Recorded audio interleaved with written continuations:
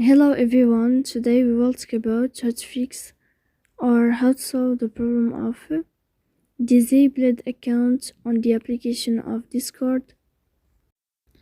Sorry for that, deactivate account on the application of Discord. You will click on settings.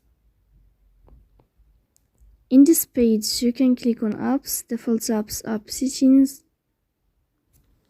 On above you can search about Discord and you will enter. Then you can click on first stop and you can click OK. After that you'll enter to the window of storage. Here you can click clear cache. Don't click clear data because that can delete your account. So please don't forget to support us, bell like and subscribe. See you next time.